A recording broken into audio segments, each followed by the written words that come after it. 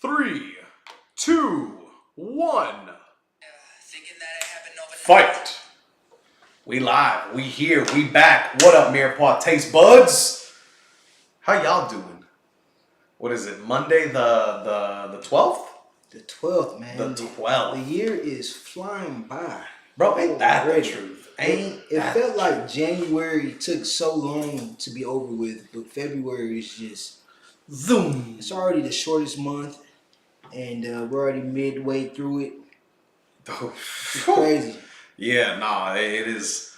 It is definitely flying by much quicker than anticipated, much quicker than I had allotted for, and I'm still sitting there like, oh man, holy shit, we're already in March, which means we're already in April, which means I'm probably already at like my second biggest event of the year, which then means that, and I'm just like, oh, it's crazy how fast it moves, especially because it is the slowest month, man. Yeah. That is, you think it's moving faster because it is the shortest month?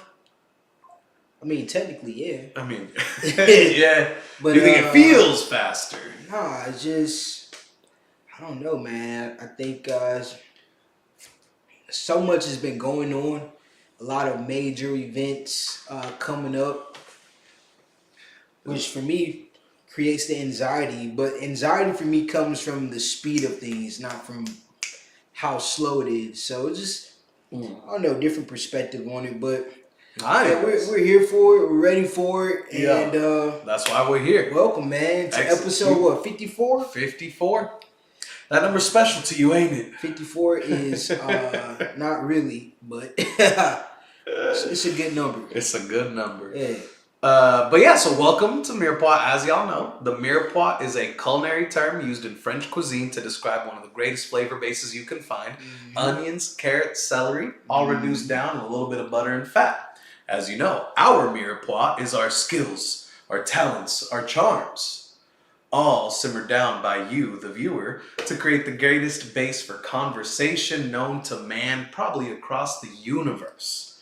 And here we are for y'all with episode 54. As you know, I am Gilberto Casimiro Valdez, the reigning guild master of the guild, a collection of highly talented individuals, ready, willing, traveling to fit your event needs. Event coordinator extraordinaire with all the resources to bring it together. Joined by yours truly. Yo, it is Chef Kaius from the Chef Kaius Experience, where we provide the best luxurious dining experience in the comfort of your own home or the environment that you're choosing, meaning that will bring our services to you. And yeah, man, super excited to be here after Super Bowl Sunday. I titled the post on Instagram Super Bowl Monday, because it is a Super Bowl Monday, man. You got the two leading industry professionals in San Antonio, tooting the horn a little bit or whatnot, but I'm just happy to be here, man. Happy to be here and talk with y'all, man. So let's do a little bit of a pre-shift, bro. How has the week been for you? Oh man, so the week has been busy with all the things I need to do. Especially, let me rephrase that, all the things that the guild master for the guild needs to do. So we were lucky enough to pick up a new client, pick up a new guild member, if you will. Her name is Grace, one of the greatest pastry chefs known to mankind through Sweet Jupiter Bakery, has entrusted her business to the guild, and we had to deliver some results. So as y'all know, last week we launched the Valentine's box just to get her moving, just to start doing some stuff, and because 'tis the season, why not be a part of it and add to it? Don't worry, we've decided to extend them well past Valentine's, and even for all the last minute Valentine's shopper, if you have not gotten it, link is still down below in the description for you to copy your own box. We're also doing macaroon boxes as well. But from there, we needed to provide more than just that for her. You know, I couldn't sit here and say, hey, let me be the platform of which raises you up.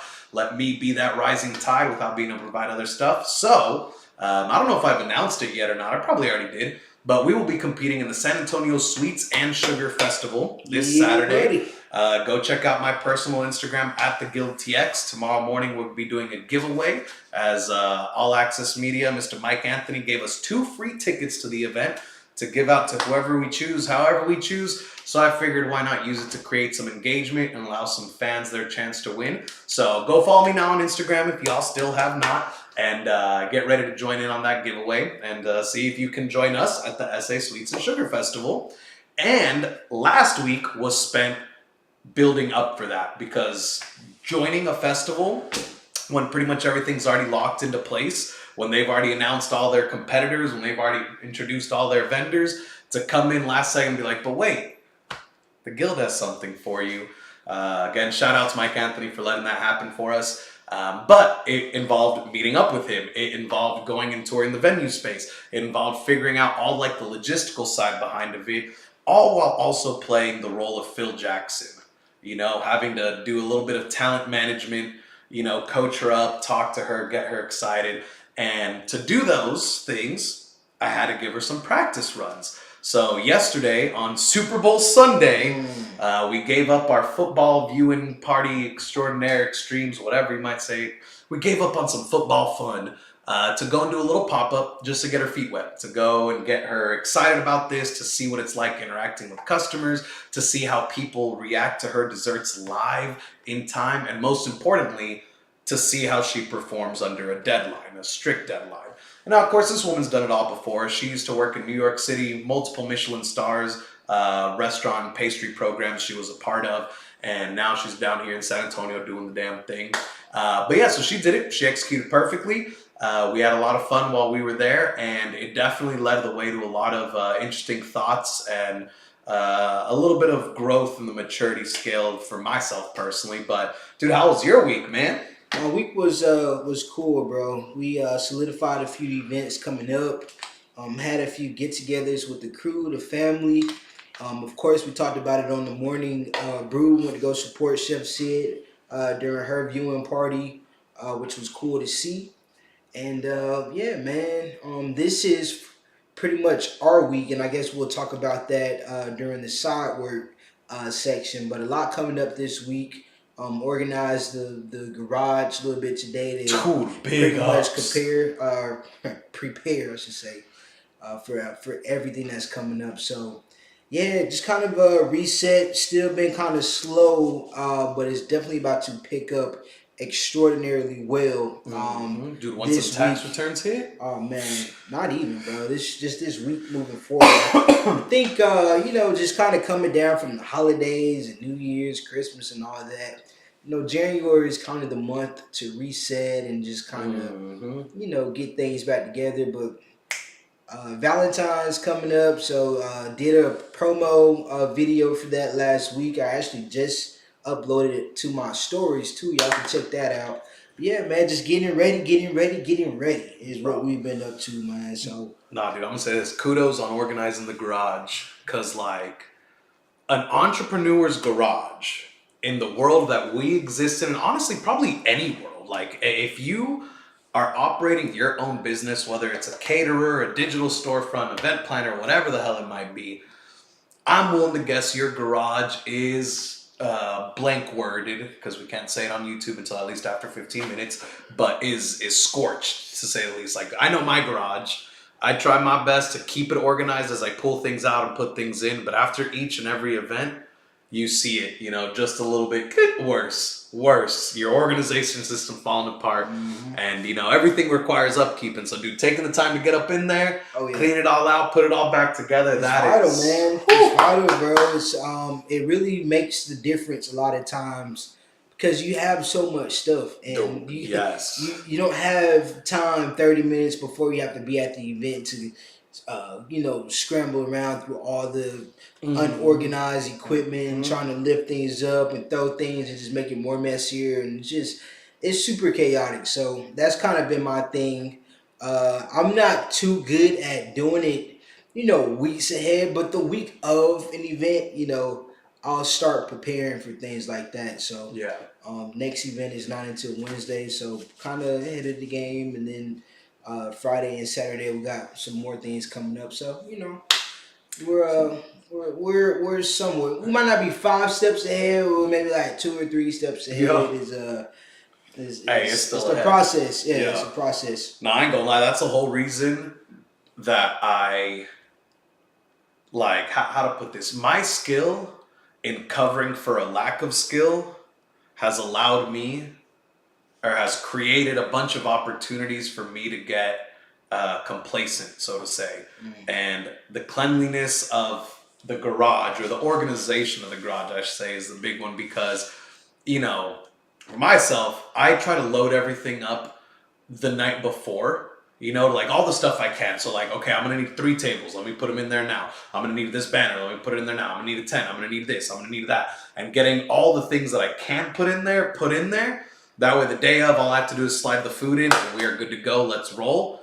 But that's also led into, like I said, after every event, that garage gets a little less and less organized because I don't need the skill of being able to load a car in less than 30 minutes to make it out to an event because I've covered for it with, you know, preparation. And it's wild that such a big part of my journey has been not so much learning how to work while unprepared, but allowing my excellent preparation to meet my amazing execution and bringing them together, you know, because when I was a server and working on like in the trenches, I was definitely mastering the art of execution, you know, not being prepped right, not having all the tools I need to succeed, and having to be a sort of victim to someone else's preparation and all that.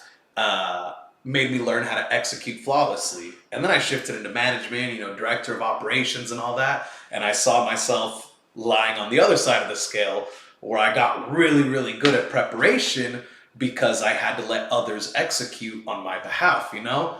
And now in entrepreneurship, it's finally merging those worlds back together. And that has kind of been something I've been riding on this whole week. But before we start diving into that, dude, you know I need to take a bite. So here, I'm gonna hold this up to the camera.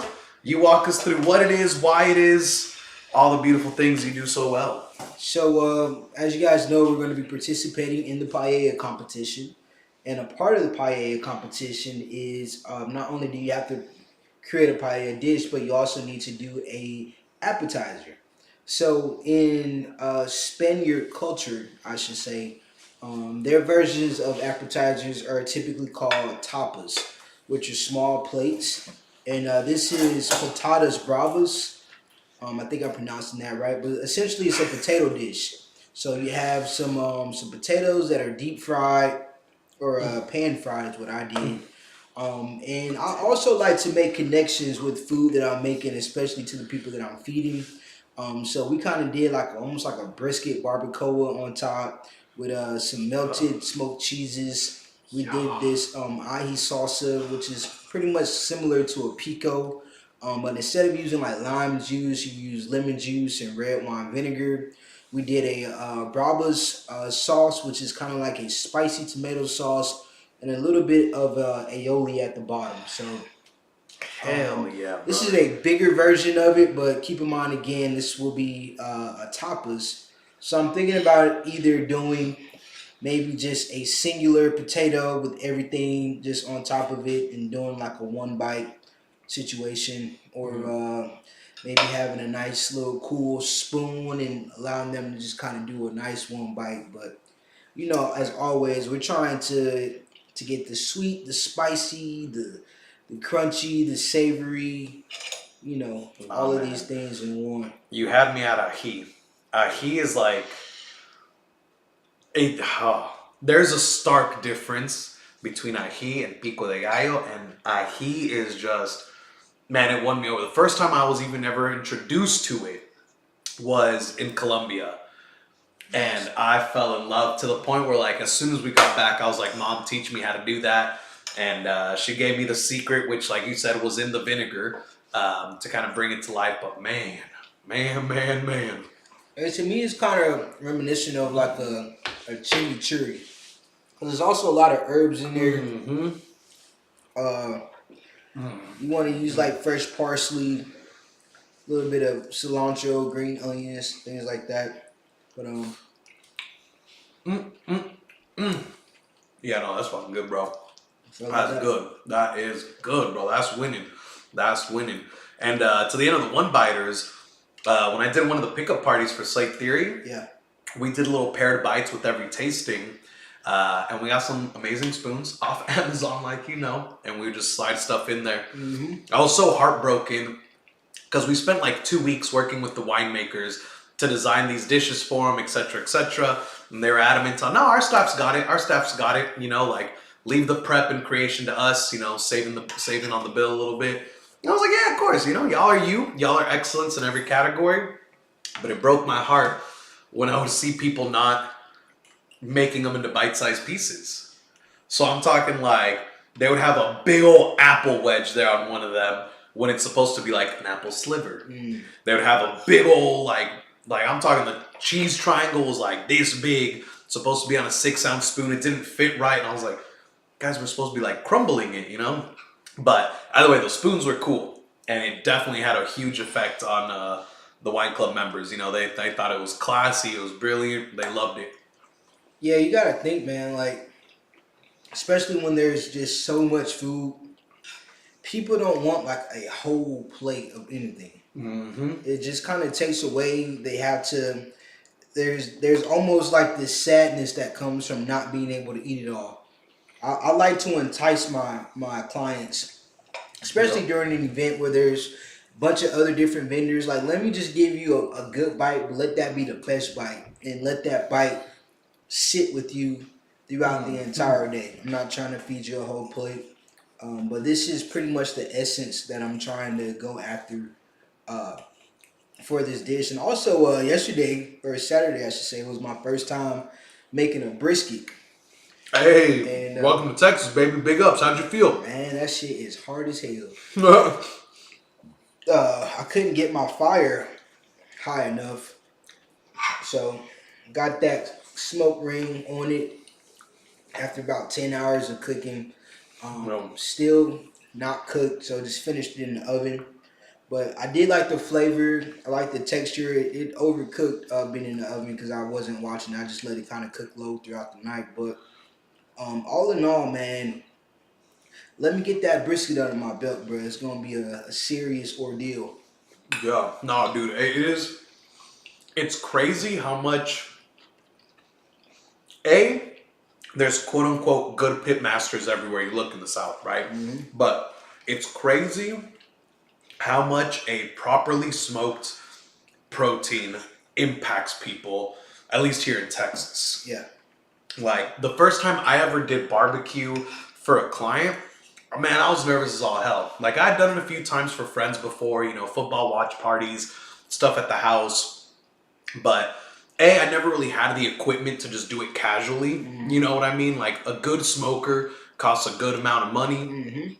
And I was lucky enough that the venue we were doing this dinner at, they had an amazing smoker. And I was like, yo, let me do it, you know? Yeah. Let me try it out. Let me see how I can do it professionally. And it blew them away to the point where they went from, I did their holiday party to I had the CEO of the company reaching out. Oh man, I'm a huge barbecue fanatic. You got to teach me how you made that. You got to come to all our summer parties next year, this, that, and third.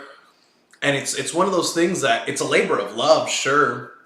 But on the other end, I feel like the key ingredient is patience. You know, it's just a lot of, all right, leave that for 8 hours and try to come back later and see where it's at. But dude, good barbecue goes a long way. And I definitely am excited to start being a part of more competitions. I think that was a part of me that had gone to sleep until you woke it up with the Times of Tailgate, when I got to see Chef Sid doing her thing for Chopped. It kind of finally woke it back up of like, why haven't I been competing? I'm a competitive person. And not just why haven't I been competing, but why haven't I been observing these competitions? Like, there's a part of me that kind of feels like I had sealed away my competitive nature when I shifted into management. And it went to sleep. And it was impossible to wake back up because I stopped watching competitive things. Like, I stopped watching sports. I stopped playing competitive anything. You know, I used to recreationally go play soccer, tennis, pickleball, you know, whatever I could just to go out and do something, say I competed. But like for these past like 4 or 5 years, bro, Yep. Haven't done anything, haven't been watching, haven't been doing anything. And like between all your competitions and just being able to like finally watch that and see that, started slowly pulling me back in. Seeing people I know go and compete on national television, pulling me back in. And now getting ready for this, my own competition to be taking part of has just been like wakening that beast, bro. And speaking of competition though, what's the deal with the Super Bowl? Was it scripted? I didn't get to watch it. You were there live. I'll say the 49ers had the momentum damn near the entire game. Fourth quarter, Patrick Mahomes. And let me say this though, because people can say it's scripted, but what Cornelius said, the first time maybe he got some favor, maybe he got lucky. Second time, maybe the judges. Third time, we're not debating the third time. And let's not discredit the other two rings that that they received. Oh, was this number 3 for him? This is number 3. This is number 3 for my homies? Within 5 years. Dog. Yeah. Dog. Okay. Yeah. So I'm not gonna. And then another saying is, in order to be lucky, you gotta be lucky. How many games do they have to win to even be put in that position? It's hard enough to just get in the Super Bowl. Yeah. So for people to be like, oh, it was rigged, there are some things that happen that where you can question that, but who's to say? We can only speculate. So with that being said, shout out to KC. I was rooting for KC. I like Patrick Mahomes. He had a documentary out along with some other NFL quarterbacks. Just really pretty much giving you insight of their world, their life. And Patrick is a competitor, man. He's a beast. Like, he takes this sport very seriously. He puts his all in it. If you don't know, I think it was last Super Bowl or the year before, he played with a broken foot. Whoa. Yeah. Like, was just like fighting through the pain to win the game. They was telling him, "No, man, you can't play this." It was like, there's no way I'm not playing in the Super Bowl. Like, my team needs me. So somebody like that just got that dog in him, man. Like, dude is a beast. So I've been liking him since I kind of checked that out. And I like a winner, man. I like people that talk the talk, but they walk the walk, man. Like, it's good to see the receipts. Yeah. You can't be mad at somebody that got the receipts. So I like that a lot about Mahomes. But I do want to talk about these Super Bowl suites, bro. The field side ones, the nightclub looking, the bottle service. All the celebrities, Ice Spice and Taylor Swift were hanging out in the same box suite or whatever. But there was a viral video going around of this suite that cost, I think, $1.5 million. And in this suite, they had like Wagyu hot dogs, seafood towers. Oh, yeah. Chicken dogs, Wagyu burgers, just all these things. And so many people sent that to me saying like, yo, this thing looks so sad. You should have been in there. Like, please put in a bid next year to do the Super Bowl suite party. And what are your thoughts on that, man? Do you think at that level, like, it doesn't even matter? Like, cause let's be honest, the seafood tower, Wagyu, hot dogs, these are reputable Super Bowl items. I think it was just I'm going to say this. The video I saw of it, the presentation in and of itself was very lackluster. Yeah. It looked very cafeteria. And one of the things that I read once was that when it comes to services, innovation reaches the rich last. And that is why so many luxury brands kind of always stay as a testament to, or a perfection of what was good. They stayed behind to perfect that. And, I think that video shows it well in the sense that, they had Wagyu hot dogs. Oh my God, bro. 10 years ago, that was like peak. Using Wagyu and stuff, having a seafood tower. Oh my God. And, the lecture that I've seen on this was basically this. They were talking about how if you want to appeal to the rich and to the luxurious, you have to move incredibly slow because that's what they like to purchase. Old money likes to buy old product in the sense of, there's my Rolex. This company's been around since the ancient days. This is my whatever. This was founded in 1912. This was founded in 1842. Yeah. And relatively speaking, they're doing the same product and they add in little but little because you can take this argument and look at Apple versus Samsung. How often are Android users always being like, oh, are y'all excited about this? We've had that feature for 12 years now.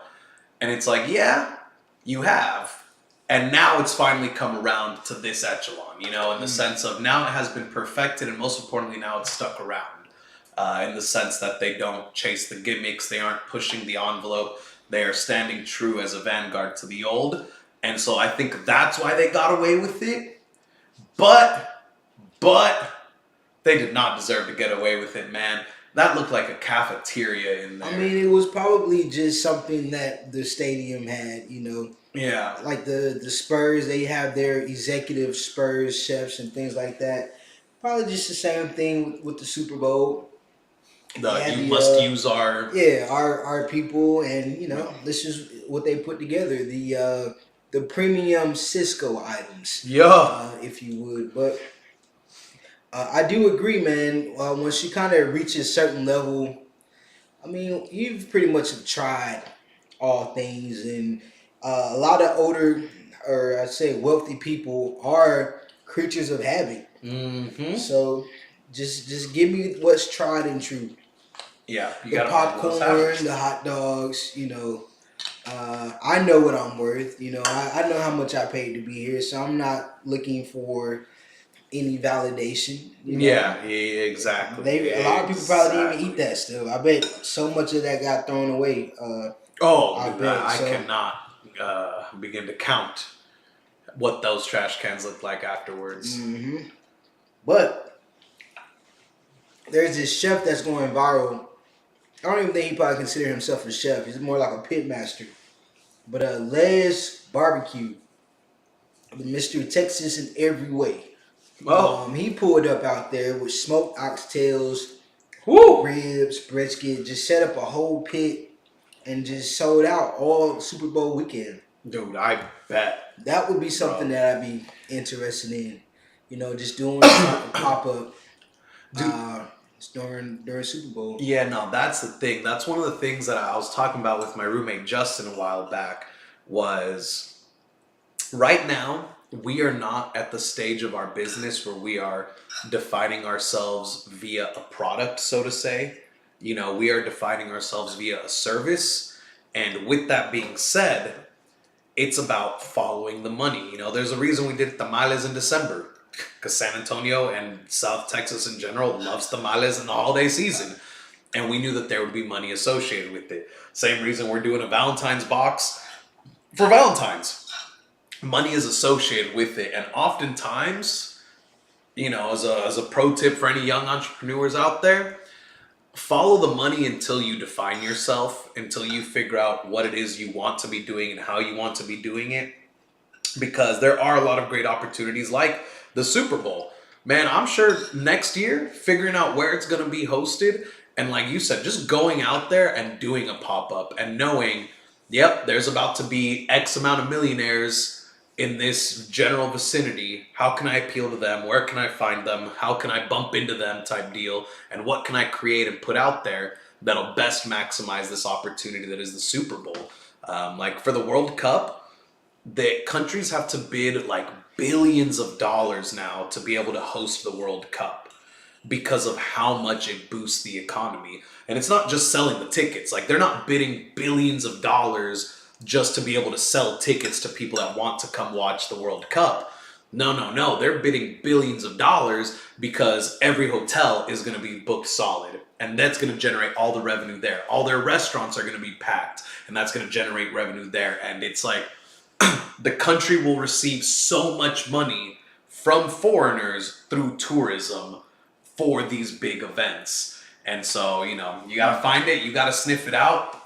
And I think it got me excited for the Super Bowl next year, bro. We gotta go do a little Mirepoix meet and greet out there or something. So it's already been, I think, decided that Super Bowl next year is going to be in New Orleans. Woo-hoo! And Jay-Z is going to be doing halftime.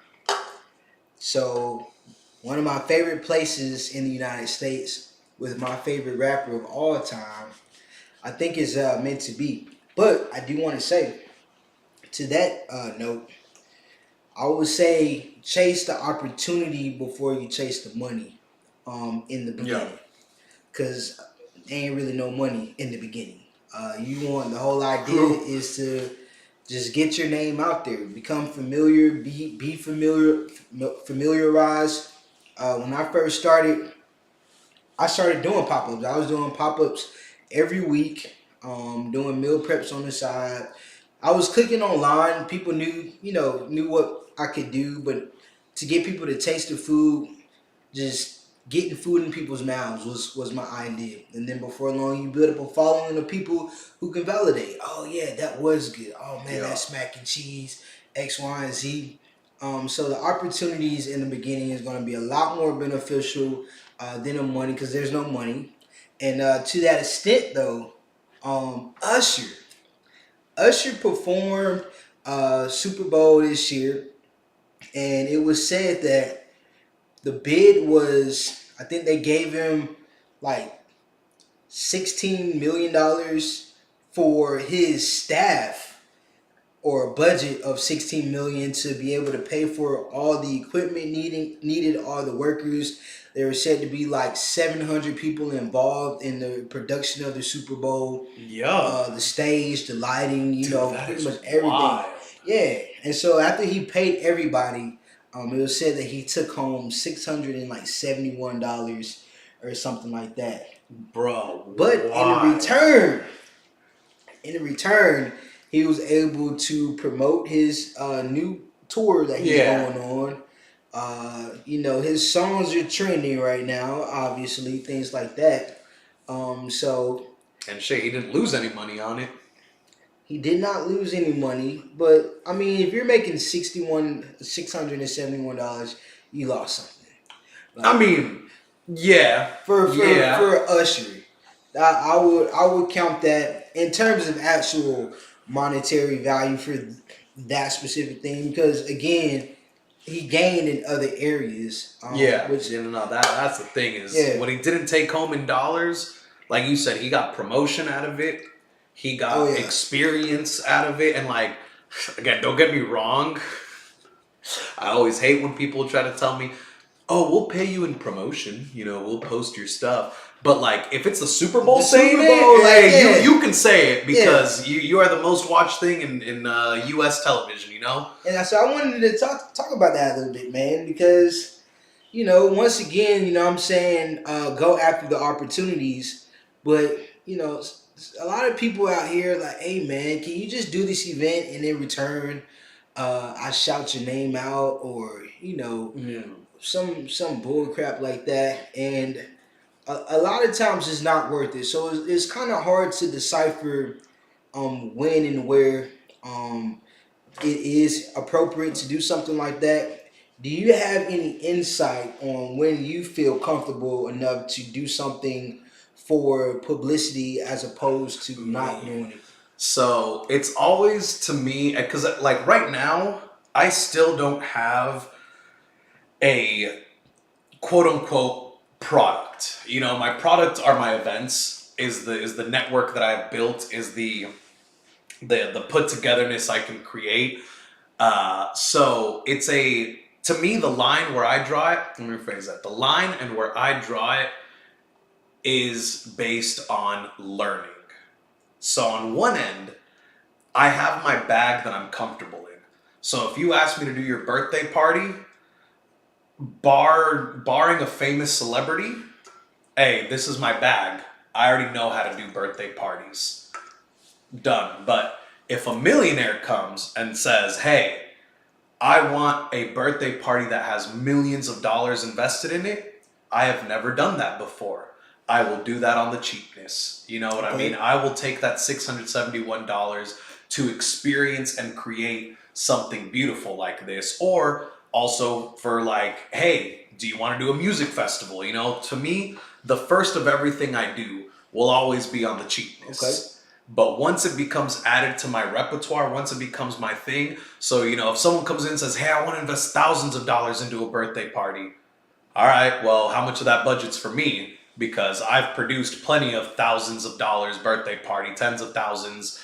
You know, like you have to entice me with something I have not experienced before, I have not done before. Mm-hmm. And so that is personally where my line is right now, as far as, you know, doing things for promotion, doing things for publicity, obviously, you know, volunteer work and things like that has its own time and place. But whenever it comes to negotiating my value and my worth, if you are providing me an opportunity to do something I've never done before, then yeah, you'll get my services on the cheap. And it's not because I lack confidence in being able to execute it. It's from the excitement of being given the opportunity to execute something like that. You know, so if you come and say, hey, we want you to host this or throw this big old party in Spain.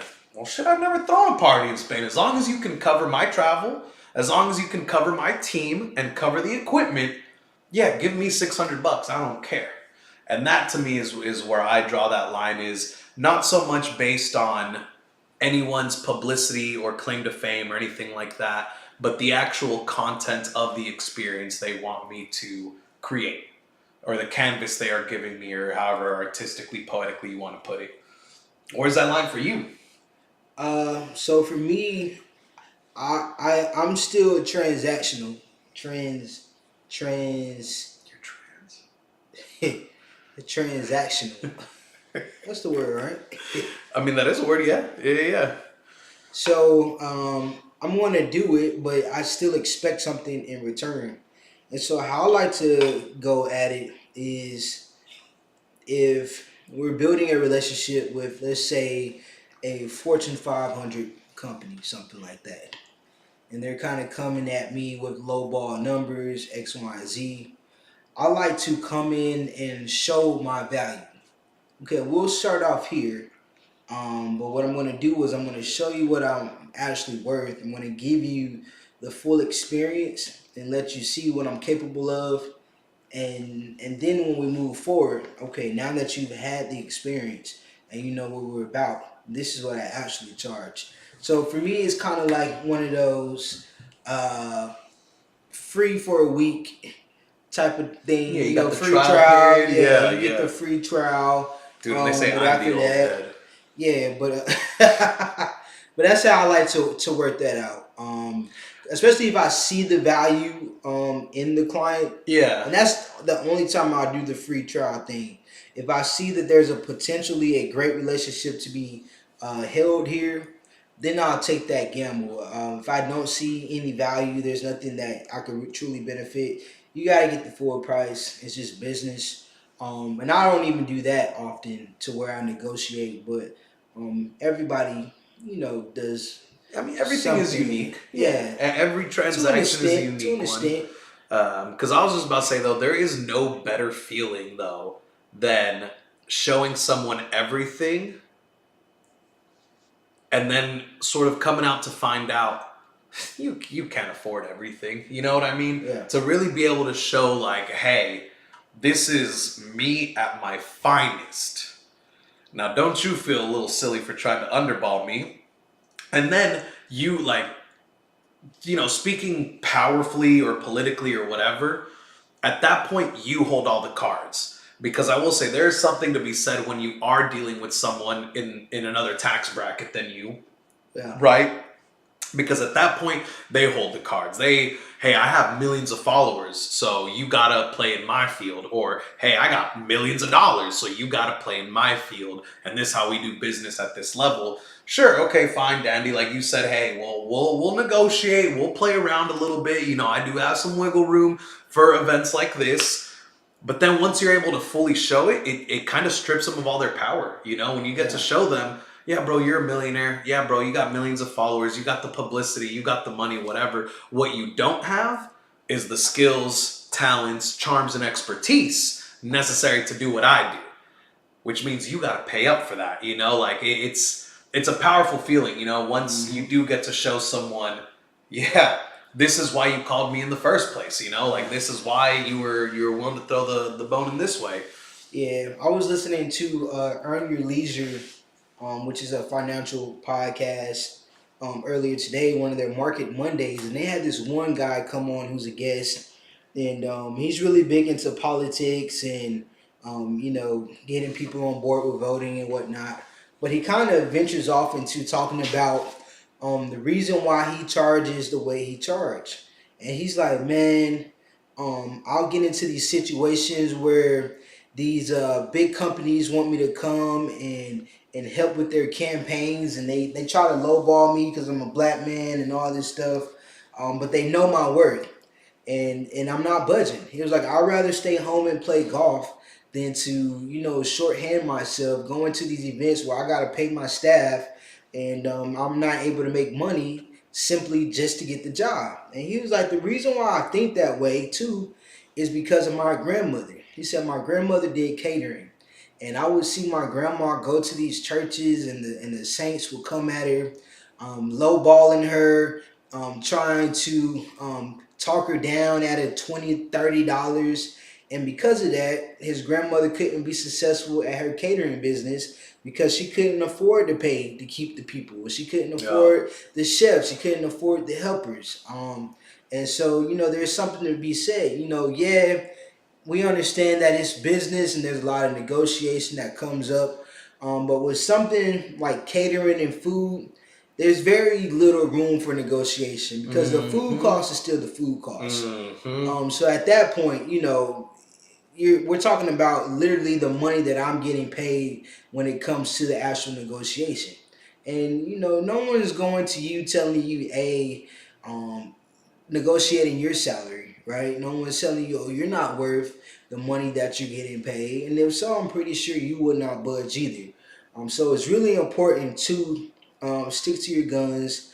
Once again, everybody has, or know your boundaries, especially when going into new relationships where you do want to keep the relationship. And you might say, yeah, okay, maybe for the first 2 or 3 times, I break you off a little bit, but just know moving forward, this is what this looks like. And it's simply because I'm not trying to price gouge you. I'm literally sustaining my business. So that I think that's something for clients to understand that we're not making up prices. You gotta pay what you gotta pay in order for us to be able to do what we gotta do. So, well, there's a certain credence to be said. Like, you don't always get what you pay for. Sure, sometimes you're paying for a brand more than you're paying for a product. Fine, dandy. But whether or not, how to phrase this, a good product is always going to cost a good amount of money. Let me put it that way. So if you can try to sit there and be like, oh, well, how do I know if it's actually going to be good? I'm going to try to save money on this. It's one of those things that, like, I'm sorry, you can't. You literally just cannot save money on this, because if you lowball me, I don't get to bring in my pastry chef. And if I don't bring in my pastry chef, you don't have the best dessert that's ever existed. If you lowball me, I can't afford to buy the super nice equipment that I need to do this super delicate touch for your meal. If you underball me or underpay me, I don't get to buy the highest quality ingredient to give you the highest quality product. And it trickles down, especially in our world. Like, I can understand if you're hiring like a consultant, or you're hiring like a manager of some sort. Like, if you're hiring a staff member, then it's a little bit trickier to try and like justify certain things, because what you're paying for is them. They are the product.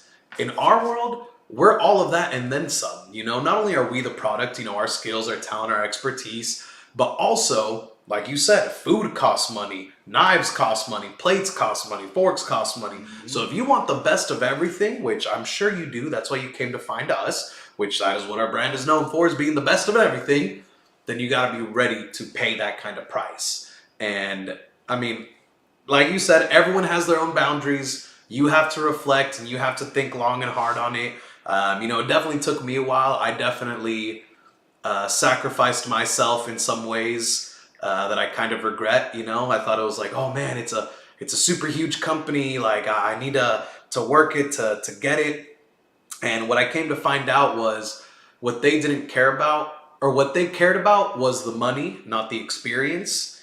And so even though I showed them that, hey, my parties are the best parties, and that, hey, I bring together the finest details to give you the finest existence, at the end of the day, hey, this is our budget and that's all we're going to spend. Whether we get amazing greatness or whether we get frozen hot dogs, this is the money we're spending. And to that note, it's really important to know who your clientele is, because you can't promote to everybody. Everybody doesn't want your services.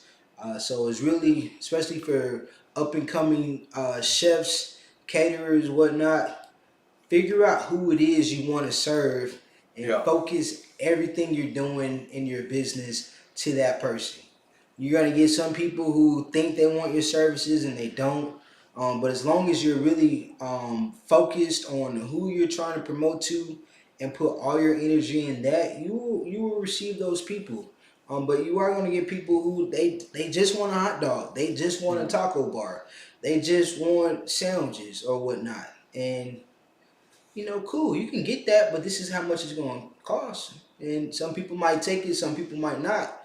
But once again, promote to your people. That is probably one of the greatest advice that I could give in that area. Know who your client is. That's super important.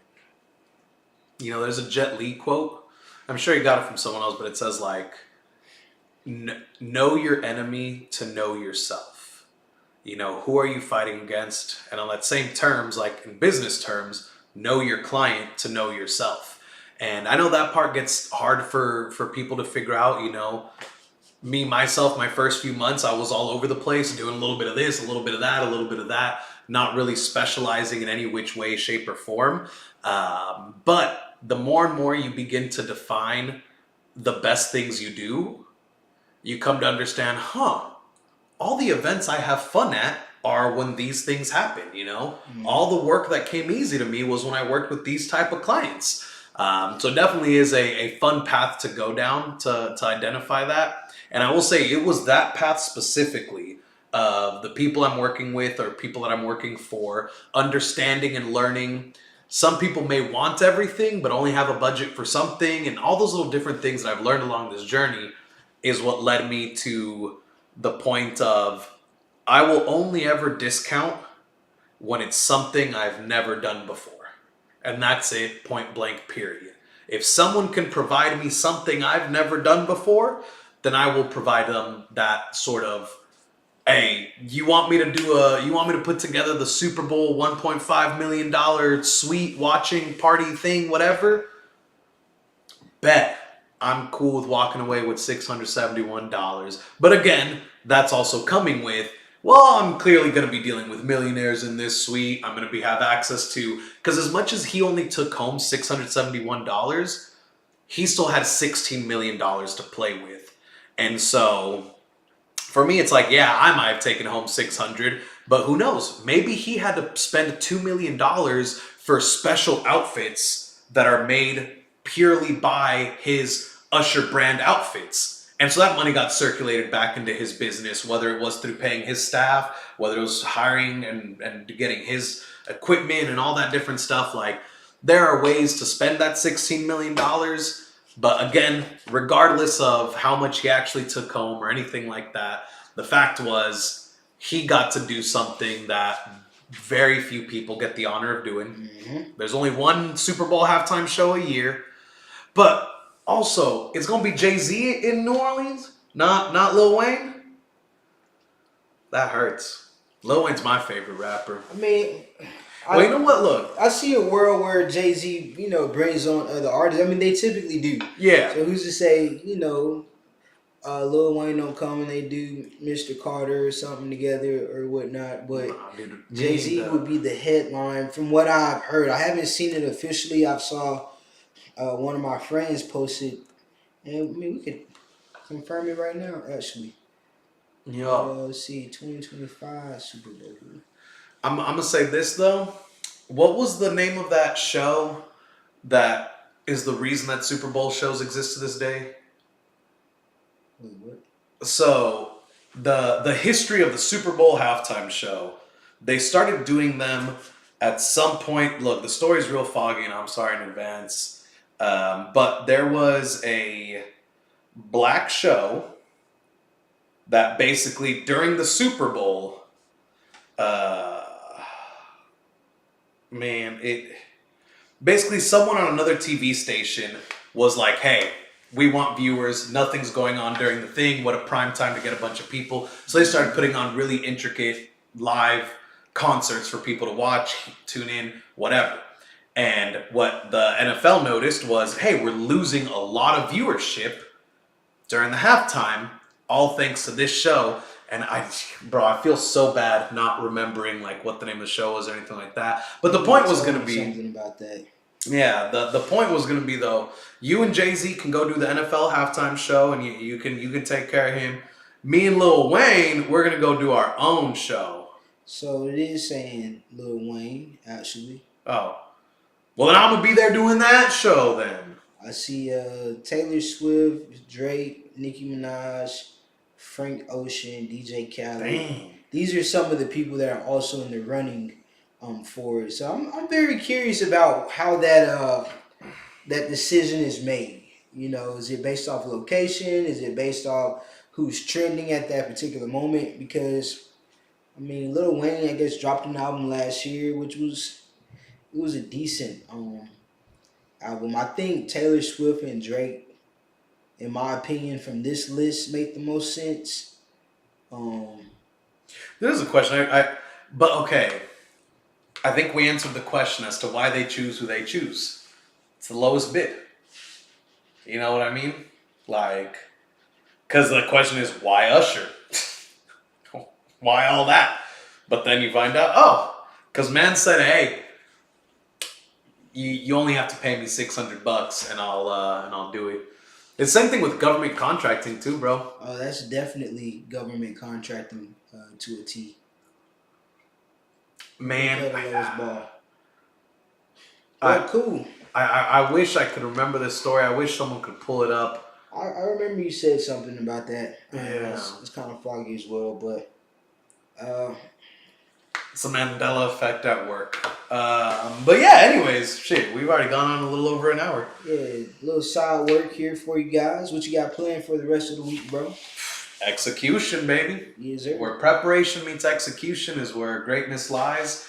And so tomorrow, I am meeting with Miss Pastry Chef, again, Sweet Jupiter Bakery, to sit down with her and say, hey, this is the important part, is the schedule.